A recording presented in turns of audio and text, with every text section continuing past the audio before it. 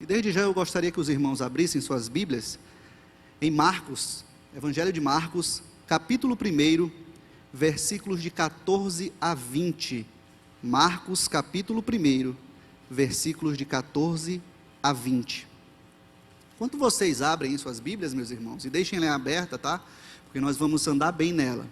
Vamos falar do primeiro versículo até o 20.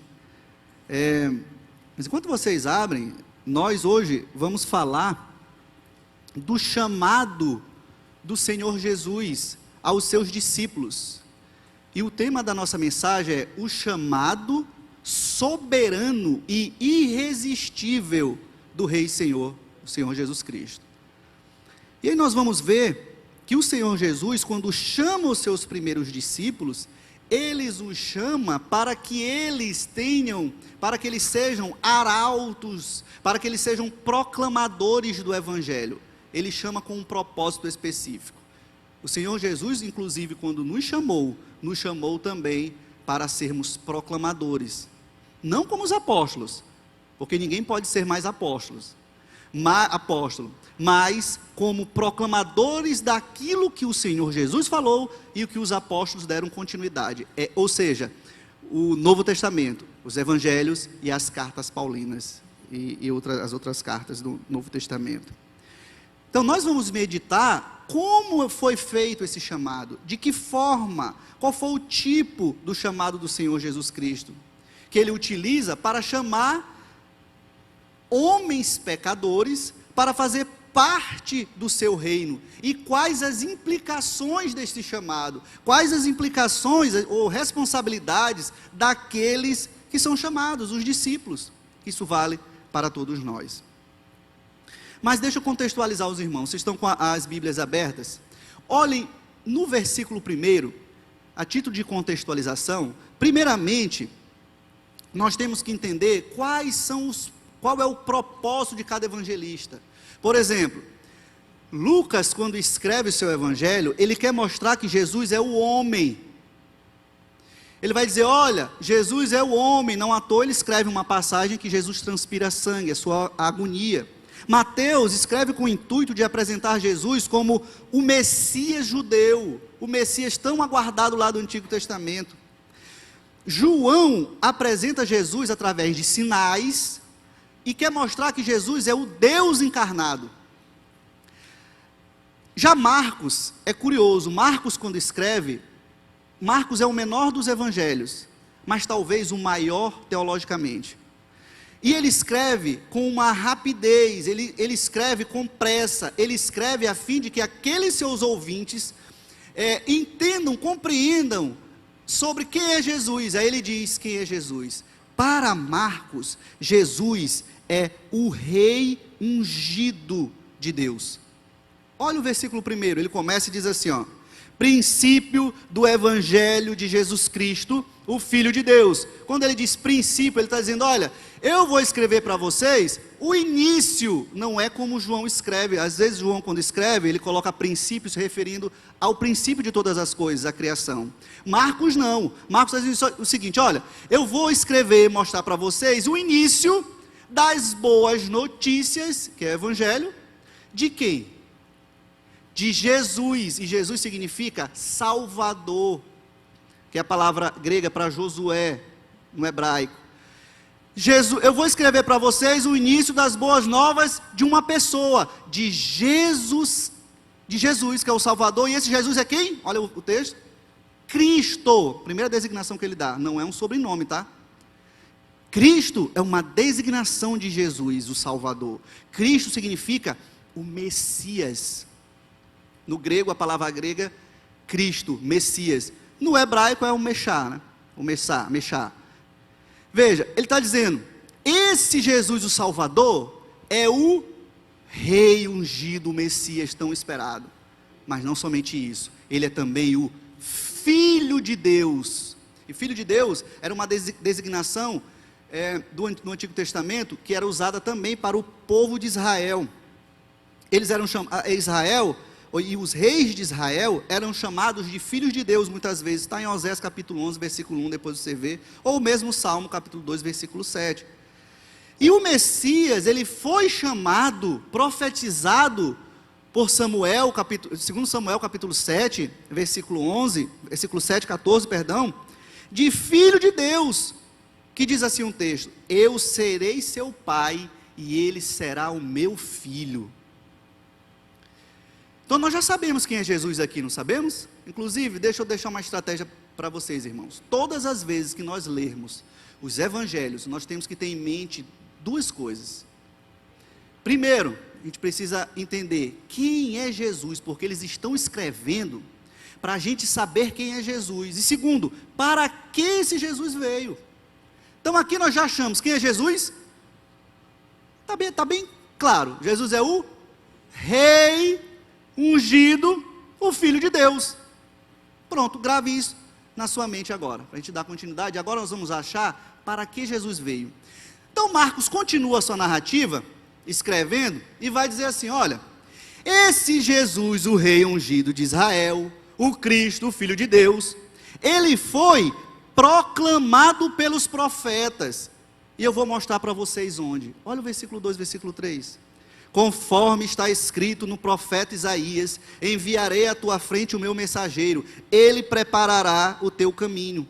Ele cita Malaquias capítulo 3, em que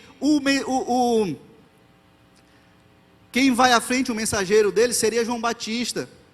E aí ele usa Malaquias capítulo 3, versículo 1, e Isaías capítulo 40, versículo 3. Aquele povo estava acostumado com esses versículos, porque eles ansiavam pelo Messias. Então ele começa a escrever, citar, para o povo então se habituar àquilo que ele está querendo mostrar. E aí ele continua sua narrativa e diz o seguinte: este rei ungido, o Filho de Deus, ele também foi testemunhado pelo próprio João Batista, o mensageiro que eu acabei de dizer. João Batista, no versículo 7, versículo 8, olha aí na tua Bíblia, do capítulo 1 de Marcos, para quem está chegando agora, diz assim: depois de mim, vem alguém mais poderoso do que eu, tanto que eu não sou digno nem de curvar-me e desarmar as correias das suas sandálias. Eu os batizo com água, mas ele, o Messias, quando chegar, vai batizá-los com o Espírito Santo. Esse Messias então está sendo proclamado pelos profetas, proclamado por João Batista. Marcos continua e vai dizer o seguinte: mas esse rei ungido também foi profetizado, proclamado pelo próprio Deus. E aí quando você olha o versículo 11, Marcos diz o seguinte, que logo após que Jesus foi batizado, e ele se batiza a fim de se igualar à humanidade, a fim de cumprir toda a justiça, porque era necessário que isso acontecesse, ele então se batiza, e quando ele sai das águas, ele então escuta a voz de quem? Do próprio Deus, que diz: tu és o meu filho amado, em ti me comprazo. Veio dos céus uma voz: tu és o meu filho amado, em ti me comprazo. Sabe o que significa isso? Tu és o único que pode satisfazer as minhas exigências. Tu és o único Messias, o único filho que pode executar as minhas exigências. Tu andarás nessa terra e morrerás, porque para isso tu veio. Somente Jesus poderia. Esse Jesus, por quê? Porque ele é o rei ungido, ele é o Filho de Deus. E acompanha comigo o texto.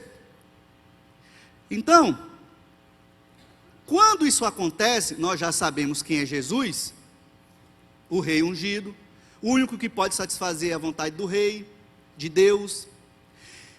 Ele então começa a escrever, e agora no versículo 14, versículo 15, nós vamos entender para que Jesus veio. Acompanha comigo, olha o 14 e o 15. Se pudesse colocar o texto lá seria legal, né? Mas não sei se dá, né, Robert? Mas fica à vontade. Tá ruim, né? Tá ótimo, tudo bem. Todo mundo tem Bíblia, porque uma tradução só fica legal, né? Mas tudo bem. A minha é NVI, tá? Então, depois que João foi preso, Marcos continua a sua narrativa. E ele não quer mostrar detalhes, o que foi que aconteceu, o que foi que aconteceu com João Batista, como alguns outros evangelistas querem, por uma questão de propósito. Marcos é imediatista, ele quer logo que as pessoas entendam quem é Jesus. Depois que João foi preso, aí Jesus vai para a Galileia, proclamando as boas novas de Deus. E o que ele dizia? O tempo é chegado. Dizia mais Jesus: o reino de Deus está próximo. Arrependam-se e creiam nas boas novas. Me digam qual a função do Senhor Jesus Cristo, assim que Ele é profetizado pelos profetas, que Ele começa o seu ministério na terra. Qual a primeira coisa que Ele vai fazer? Pregar a palavra. Que palavra é essa, Vitor? Ele mesmo. Ele é a proclamação do próprio Deus. Ele é a palavra. Por isso no versículo 1, princípio do evangelho, das boas novas de Jesus Cristo. Ele começa então a anunciar a sua mensagem. A mensagem pela qual cumpriria as exigências de Deus. Quando ele começa a proclamar a sua mensagem, as boas novas de Deus, ele diz, e Marcos registra, ele diz: o tempo é chegado, ou seja, o tempo de Deus estabelecido na eternidade se cumpre agora. E dizia: o reino de Deus está próximo. Sabe o que significa isso? O reino de Deus, porque agora foi inaugurado, o reino de Deus está acessível a vocês. Se está acessível, você quer fazer parte desse reino? Duas condições ele dá. O que diz o texto? Arrependam-se e creiam. Ele diz: vocês, arrependimento, vocês estão andando num caminho, vocês estão sendo mal conduzidos pelos profetas, pelos pastores errados de Israel. Esses pastores, conforme profetizado em Ezequiel 34, era para conduzi-los no caminho da palavra do Senhor, na lei de Deus. Eles erraram. Vocês estão nesse caminho ruim. Deem a meia volta. Volte-se a mim. Arrependam-se. E para que isso aconteça, você precisa ter fé. Você precisa crer que eu sou esse Messias que chegou.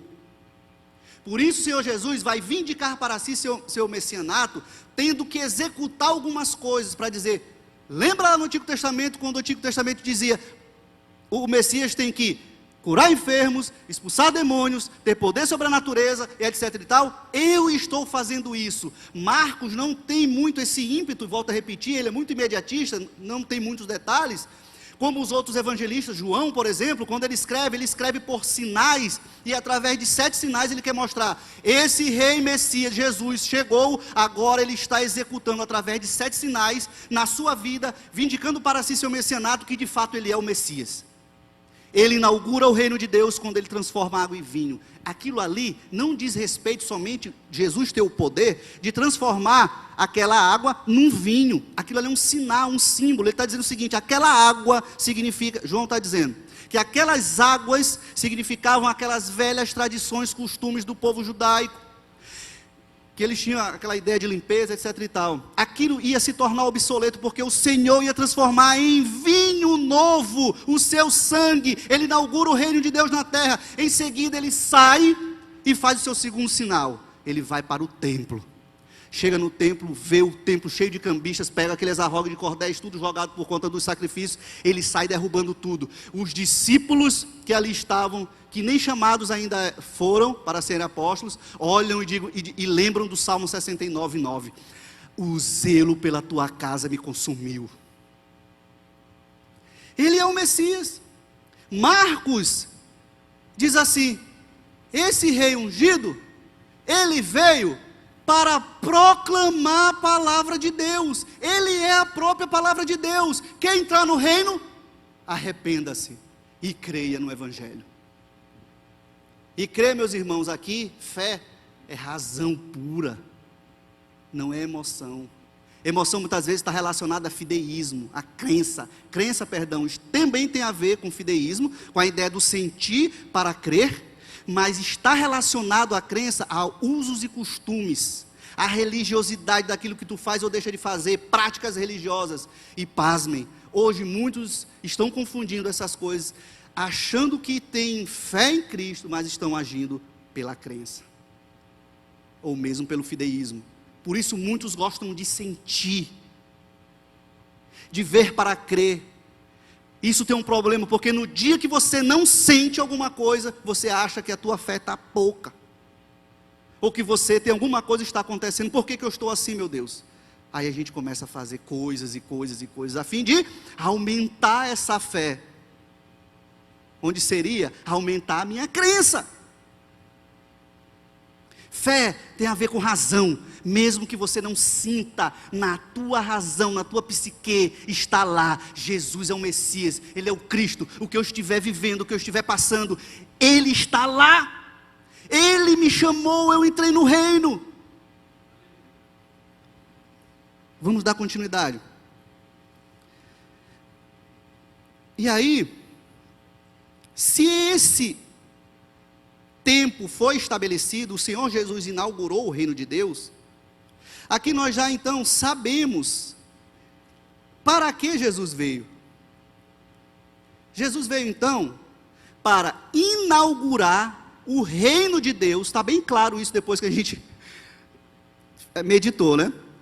Veio para inaugurar o reino de Deus através da pregação do Evangelho e resolver o problema do pecado. Foi para isso que o Senhor Jesus veio, conforme Marcos registra. Veio para inaugurar o reino de Deus através da pregação do Evangelho e resolver o problema do pecado.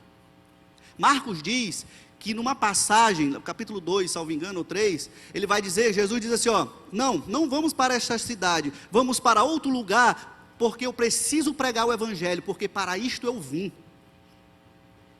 Jesus não veio para curar demônios, Jesus não veio para te dar prosperidade, Jesus não veio para uma série de coisas, isso é secundário, Ele vai fazer isso, Ele vai curar, Ele pode curar se quiser, mas Ele veio em primeiro lugar nesta terra, para proclamar o Evangelho, entenda isso, mesmo que as coisas não aconteçam, as nossas vidas devem estar firmadas no Evangelho, na palavra de Deus.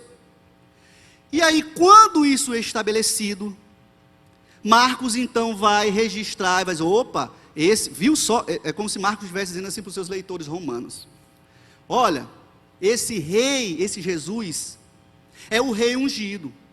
Esse rei ungido, eu já mostrei para vocês que ele foi proclamado lá pelo profeta, por Deus, por João Batista, por todo mundo. Agora, para ele vindicar para si o seu messianato, ele então precisa chamar homens. Primeira coisa então que Jesus faz, conforme o registro de Marcos, é chamar homens, e aqui nós entramos na mensagem propriamente dita. Isso foi só um contexto, uma introdução. E eu vou tentar não demorar. A irmã até falou, oh meu Deus, aleluia. Misericórdia. Graças a Deus tu falaste aleluia. Mas vamos lá, eu estou marcando tempo aqui, a gente vai terminar em tempo hábil. Meus irmãos, Jesus então vai chamar homens para dizer, eu sou o Messias. Como Messias eu preciso fazer isso. Versículo 16, versículo 17, versículo 18, nós vamos ver a história dos primeiros discípulos, que é André e Simão Pedro. Andando à beira do mar da Galileia, versículo 16, Jesus viu Simão e seu irmão André lançando redes ao mar, pois eram pescadores. Todo mundo conhece esse texto, né? E disse Jesus, sigam-me, e eu os farei pescadores de homens. Os discípulos então olharam e disseram, não Senhor, eu não vou. O Senhor está me chamando, não vou não quero não. Olha o que Marcos registra. No mesmo instante, e Marcos sempre vai usar isso, no mesmo instante, logo, eles deixaram as suas redes e o seguiram. Eu vou explicar um pouquinho sobre Pedro e sobre André aqui. Pedro e André, eles eram pescadores pobres. Porque quando o texto diz que eles lançavam as redes, eles próprios lançavam as redes. As redes aqui davam uma ideia de tarrafa. Alguém já pescou de tarrafa aqui? Sabe o que é tarrafa? É aquela rede que é embrulhada, tem um jeito específico do pescador fazer, e ele joga. Quando ele joga, ela se abre toda, né, aquele diâmetro grande. E aí, pesca os peixes. Eu já pesquei de tarrafa. Aquela que o cara vai lá do outro lado e tu fica pescando aqui, né? Se eu pesquei uns 3 peixes, foi muito, meu irmão. Veio foi nada. Aí veja, eles eram pobres porque eles faziam isso. Isso denota que por eles mesmos lançarem as redes, que eles não tinham empregados, como João e Tiago, que tinham empregados. Eles sim tinham um poder aquisitivo maior, e a gente vai chegar lá, e melhor. Mas o que é significativo aqui? É que quando o Senhor Jesus anda à beira do mar da Galileia, ele vê. E esse ver aqui, esse viu que Marcos quer registrar, não é um ver distraído, uma visão distraída, mas sim uma visão seletiva, porque isso está de acordo com o Antigo Testamento. A gente precisa entender o Antigo Testamento para a gente compreender melhor o Novo. E eles entendiam muito bem o Antigo Testamento. Ele então, com a sua visão seletiva, Jesus talvez faça isso intencional, para dizer o seguinte, o que está registrado em Jeremias capítulo 16, versículo 16, que diz assim, ó: mas agora mandarei chamar muitos pescadores, declara o Senhor. Depois você lê o texto, lá o contexto. Jeremias 16, 16. Jesus está cumprindo algo do Antigo Testamento. Está dizendo o seguinte: eu sou o Messias. Eu sinalizo que eu sou o Messias para vocês. Vocês estão entendendo? Então veja, eles eram pescadores, e isso fazia desse chamado de Jesus algo seletivo. E disse Jesus no versículo 17: sigam-me, e eu os farei pescadores de homens. A expressão sigam-me, ou venham após mim, vinde após mim, ela é intrigante. Intrigante porque, olha o contexto, olha o que Marcos está fazendo. Marcos está demonstrando nessa passagem que Jesus, como o rei ungido de Deus, ele está chamando, é ele que está chamando homens para fazer parte do seu reino. Só que naquela época, meus irmãos, nenhum rabi, nenhum mestre chamava os seus discípulos. Para alguém fazer parte para alguém seguir um rabi, ele tinha que fazer parte de uma inscrição na sinagoga. Ele é que, eu quero ser discípulo, eu é que tenho que procurar meu mestre. Jesus faz algo contrário.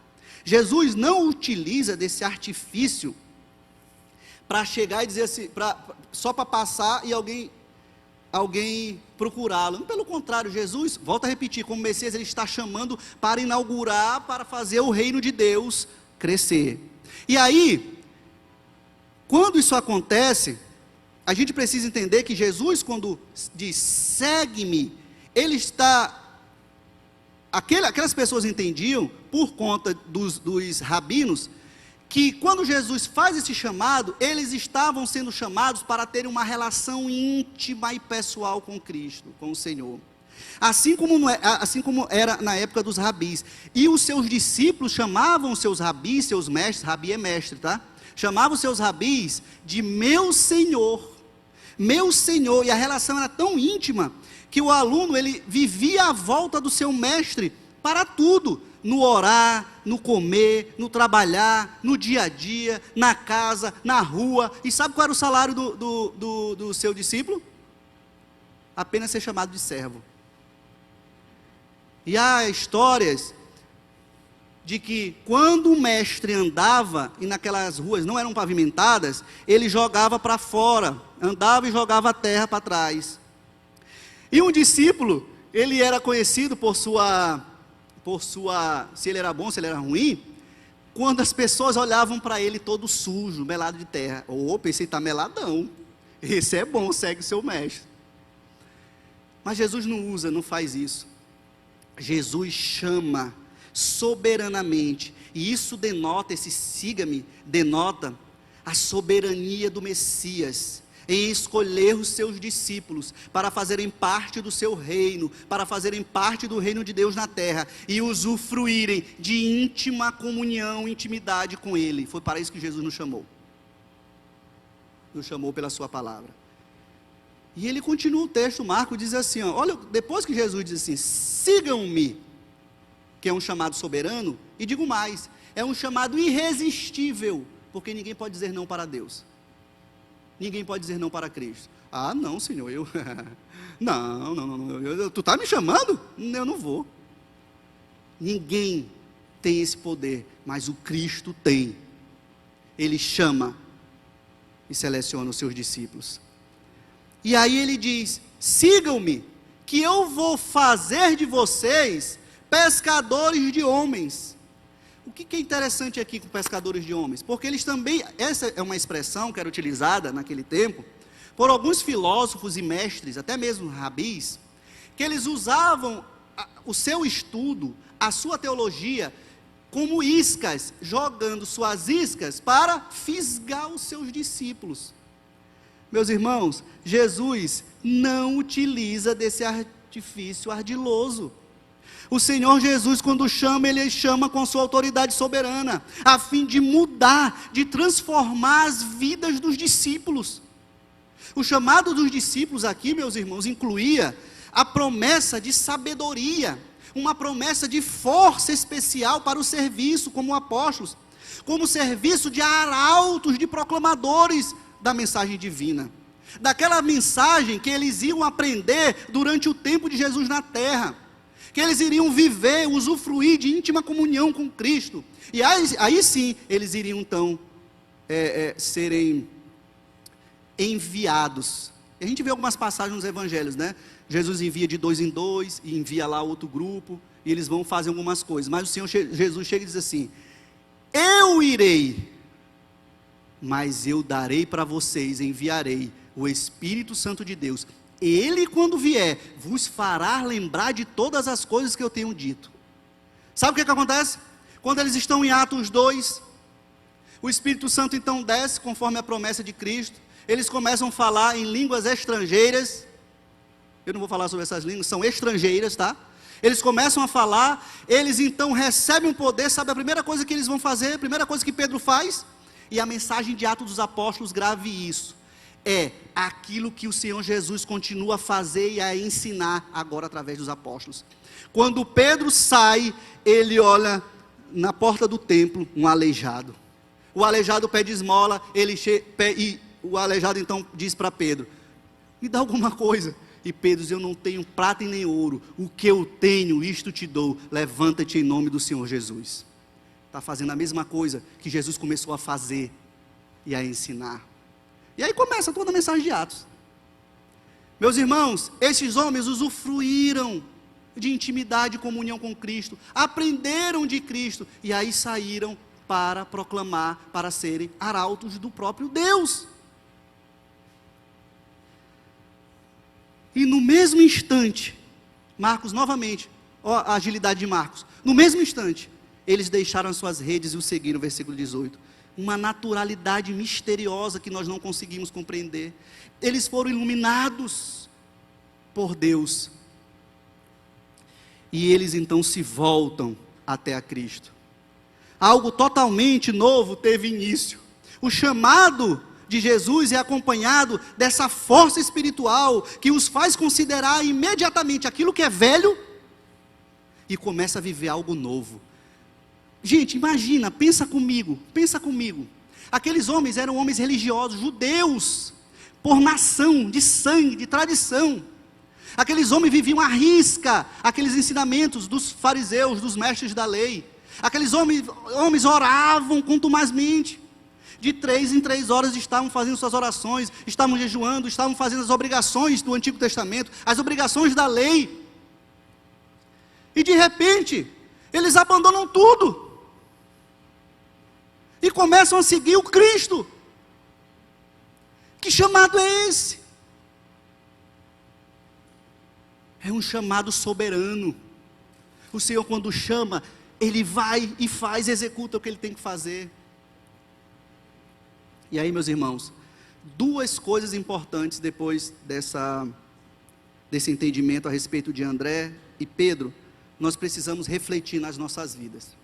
Somente 2 para cada. A gente poderia ver para cada palavra aqui uma coisa, né? Olha só. Jesus muda o propósito de vida dos seus discípulos. Primeira coisa que Jesus faz aqui. Jesus muda o propósito de vida dos seus discípulos. O propósito de vida de Pedro qual era? Ser pescador. Eles estavam pescando seus peixes. Jesus então muda o propósito de vida deles e diz o seguinte: agora vocês, o propósito de vida de vocês vai andar em consonância aos propósitos de Deus, aos meus propósitos, à minha palavra. Sigam-me e eu os farei pescadores de homens. Eles não seriam mais pescadores de peixes. Eles seriam dotados de sabedoria e força espiritual, dada pelo próprio Cristo. Agora veja, isso não aconteceu, como eu falei ainda há pouco, de uma hora para outra. Isso foi feito paulatinamente, na vida destes homens. Eles precisavam usufruir de intimidade com Cristo, mas o propósito da vida deles iria ser mudado.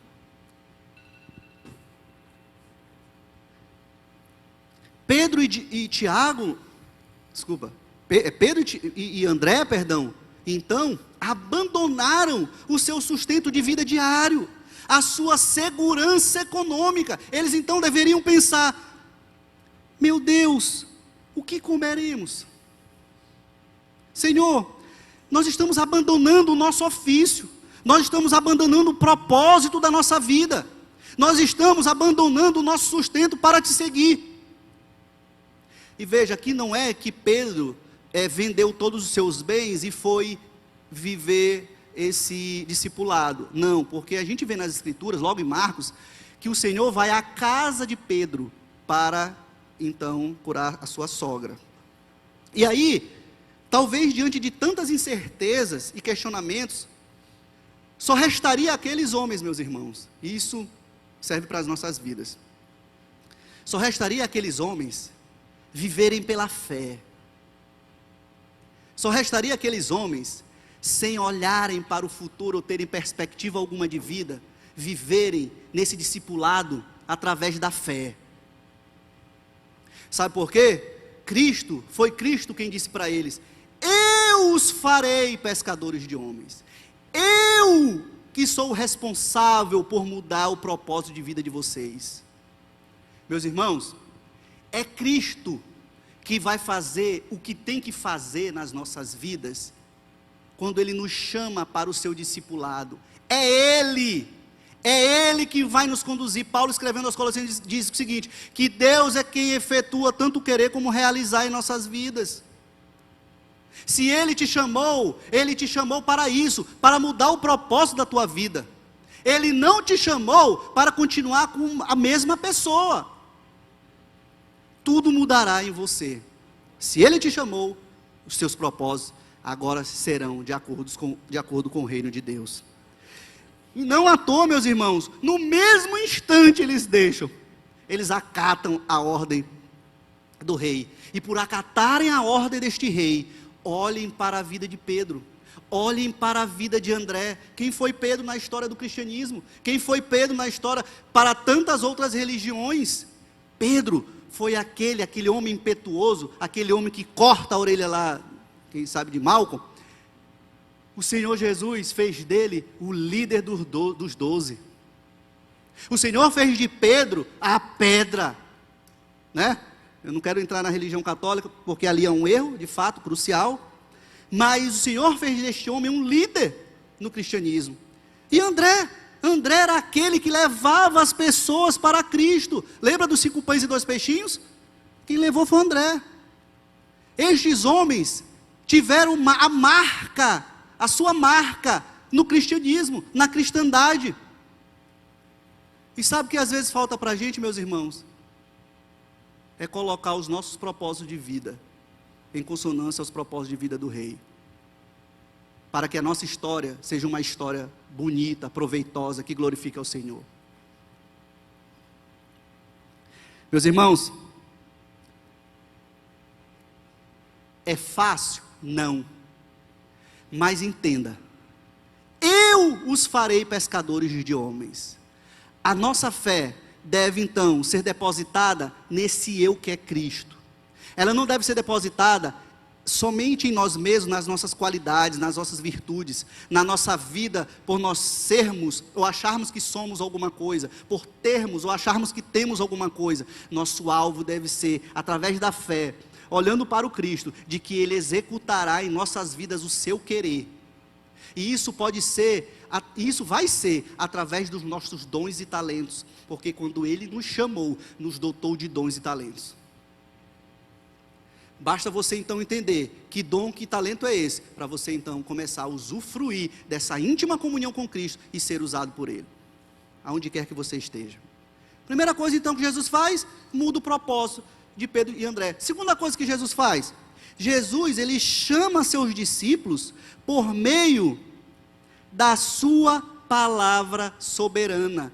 Jesus não utilizou de nenhum artifício jogando isca como aqueles filósofos e mestres jogavam.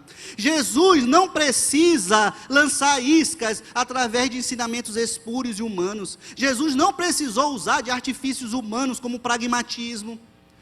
Eu vou fazer alguma coisa aqui, porque isso aqui dá certo, isso vai dar certo lá também. Jesus não usou de misticismo. Jesus não precisou fazer algo miraculoso, pelo menos naquele momento, para que eles acreditassem que ele era o Messias. Ele chamou. Jesus não precisou da psicologização, de dizer assim, o teu eu, você é o grande cara, você tem essas qualidades, você tem que lançar para fora o seu eu, é isso que vai dar certo. Jesus não precisou disso. Jesus não precisou acalentar o ego daquelas pessoas, ou mesmo dizer para eles que se eles o seguissem, ele traria prosperidade para a vida daquelas pessoas. Jesus simplesmente, pelo seu olhar seletivo, olha e diz, sigam-me. E irresistivelmente, aqueles homens começam a seguir a Cristo. Meu irmão, assim o Senhor Jesus espera que todos quantos foram chamados, sejam arautos, sejam proclamadores do seu reino. E à medida que nós nos relacionarmos mais com Cristo, à medida que nós tivermos mais intimidade com Cristo, mais naturalmente isso acontecerá. Mais naturalmente iremos ser cheios desse Espírito. E naturalmente falaremos, proclamaremos. Os nossos propósitos naturalmente também serão mudados. A nossa vida será mudada e Cristo será glorificado para elas. Através dela, perdão. Meus irmãos, eu quero fazer duas reflexões aqui. Primeiramente para nós, para todos quantos já entraram no reino de Deus. Para aqueles que um dia foram chamados, se arrependeram e tiveram fé em Cristo. O Senhor Jesus, quando nos chamou, nos dotou de dons e talentos, como eu falei.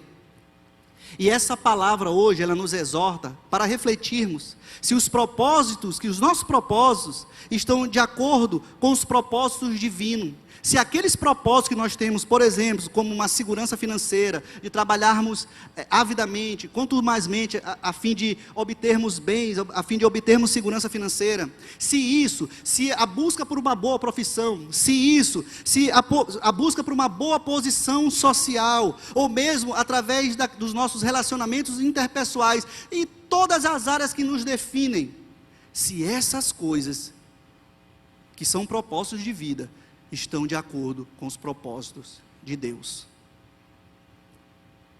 Esse é o momento de nós pensarmos e levarmos isso para casa. Meu Deus, onde eu tenho errado? Para que o Senhor então ainda nos use mais ainda para a sua glória. E para você, meu irmão, que não é um cristão, que ainda não entrou no reino de Deus, que infelizmente está lançando a sua vida, seja em baladas, seja em bebidas, em drogas, nas coisas ilícitas, em sensualidade, em vãs filosofias, nas religiões, nos estudos, nos empregos, nas amizades, em relacionamentos amorosos, enfim, você que ainda não deixou a sua rede, essa antiga rede velha, podre, e não lançou fora, eu sinto muito te dizer, meu irmão, mas você ainda não faz parte do reino de Deus. Você precisa urgentemente meditar no versículo 15. O tempo é chegado, dizia Jesus. O Senhor já estabeleceu o seu tempo. O reino de Deus está próximo. Por isso, o reino de Deus está acessível para você. Arrependa-se e creia e entre no reino. Siga-me e seja o meu discípulo. Do contrário, triste será o seu fim.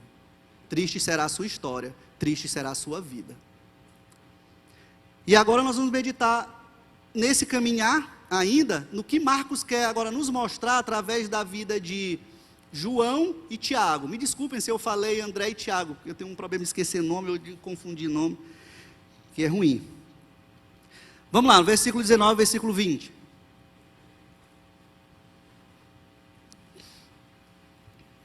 Indo um pouco mais adiante, então Jesus andou um pouco mais, e viu num barco Tiago, filho de Zebedeu, e João, seu irmão, preparando as redes. Era diferente, eles não lançavam as redes. Logo os chamou, e eles decidiram se iam ou se não iam. É assim que tem o texto, né? Claro que não. E eles o seguiram. Lembre-se, é um chamado soberano e irresistível. O que aconteceu então? Eles, deixando seu pai Zebedeu, deixou os empregados com seu pai Zebedeu no barco. E essa outra dupla de discípulos aqui, a gente vê claramente que por eles terem empregados no barco, eles eram sim, mas isso é uma evidência de que eles eram mais abastados financeiramente. Isso mostra também essa prosperidade financeira, não que todo pescador era rico, não era essa a questão, mas que eles tinham um pouco mais de condição financeira. É que eles eram filhos de Zebedeu. Quando Marcos registra isso, ele quer mostrar o seguinte: naquela cultura, os filhos que moravam ainda com o pai denotavam prosperidade, aquela família reunida, né? Patriarcal.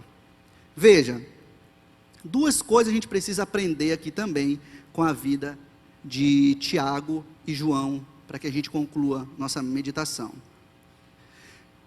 Primeira coisa, Jesus muda os valores de vida dos seus discípulos.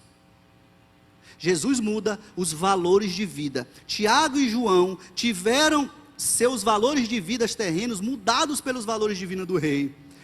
Ou seja, os valores espirituais. Isso fica claro pela expressão preparando as redes, como eu falei ainda há pouco. Qual era o valor de vida deles? Eles preparavam as redes, entregavam para os pescadores, então eles iam pescar. Eles eram ricos, seus valores eram outros. E aí, meus irmãos, o que a gente precisa meditar? A gente para meditar um pouco aqui, e eu faço uma pergunta, sempre faço para mim também, que valores de vida você tem dado mais importância? A gente vai trabalhar nisso um pouquinho. O que é que você tem feito que tem acreditado mais valor em detrimento do reino de Deus? E aí eu vou citar alguns exemplos aqui, talvez você se encaixe nele. Essa mensagem, só a título de esclarecimento, foi uma meditação que eu fiz juntamente com alguns jovens aqui da comunidade, da base, lá na outra, inclusive minha irmã, que canta aqui, estava lá também. E aí, eu citei um exemplo que infelizmente tem acontecido muito no nosso meio evangélico, que é em relação aos namoros, para com os jovens. Meus irmãos, eu tenho caminhado já há algum tempo e tenho visto, no meio evangélico, e tenho visto, muitos jovens que tinham valor de vida exclusivamente destinado a Deus, à obra de Deus, bons evangelistas, bons músicos, bons mestres, mas parece que quando começavam a namorar, parece que virava uma bagunça nas suas vidas. Por muitas vezes vi isso. Gente que saía do ministério, dos ministérios, porque o namoro tinha se tornado um valor maior do que o próprio reino de Deus. E muitas dessas pessoas se perderam. Muitas dessas pessoas já encontrei na rua, até mesmo perderam. Sabe por quê? Porque mudaram o propósito, mudaram os valores de vida, foram chamados por Deus, começaram a andar bem, mas de alguma forma, talvez, e isso é muito bem ilustrado lá na parábola do semeador, as pedras do solo não foi fértil, eles acabaram saindo. Não quero dizer que tais pessoas não tenham espírito, ou mesmo se perderam, mas que talvez o momento ainda esteja, os valores são outros, e se perderam. Há necessidade de voltar-se imediatamente. Se o teu namoro não está glorificando ao Senhor, se o teu namoro não tem propósito, não tem um valor de acordo com o reino de Deus, abandona, meu irmão. É melhor abandonar agora do que casar e pior ainda ser essa situação. No namoro, desde o namoro, o propósito deve ser específico, os valores devem estar correspondentes aos valores do reino, desde o namoro. Do contrário, vai ser muito triste depois que casar. Mas muitas pessoas, meus irmãos, colocam os seus valores numa amizade, por exemplo.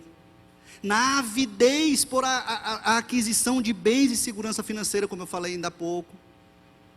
Veja, não é que você não pode conquistar suas coisas, ser rico, ser podre de rico, mas a questão é se isso é maior, esse valor é maior do que os valores do reino, e isso deve ser usado para o reino de Deus. Os seus valores, aquilo que você almeja, aquilo que você tem como um sonho, aquilo que você tem como propósito de vida, esses valores, eles devem ser para que você usufrua de intimidade com Cristo e possa servir a sua comunidade, possa ser um proclamador, possa ser um arauto do reino de Deus. Do contrário, não tem sentido. Daí não foi chamado, porque o chamado necessariamente gera mudança. O propósito foi mudado de Pedro, os valores foram mudados de João e Tiago, e a gente precisa pensar, como é que estão esses valores em minha vida? Estão de acordo com a palavra de Deus? E outra coisa que é importante, é que Jesus, nesse caso de João e Tiago, Jesus ele muda a lealdade de vida dos seus discípulos. Olha, isso aqui é pesado, isso aqui. Jesus muda a lealdade de vida dos seus discípulos. Como isso? Esse é um segundo fator importante que a gente está meditando. É que pelo fato deles deixarem seu pai e os empregados, era mais ou menos como se eles estivessem dizendo assim, eu não quero mais nada disso. Lembra do filho pródigo? Dai-me a minha herança. A ideia, mais ou menos ali, naquele contexto lá, que é diferente daqui, tá? Era como se aquele filho pródigo estivesse dizendo o seguinte, você morreu para mim, papai, dá-me a minha parte, eu vou viver minha vida.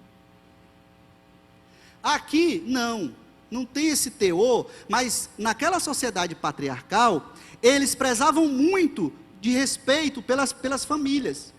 E aí, quando eles dizem assim, eu vou deixar, imagina, eles judeus, religiosos, agora aqueles homens saem daquele nicho religioso e dizem assim, eu vou seguir agora o Messias que eu acabei de encontrar. Deixou o pai, para quê?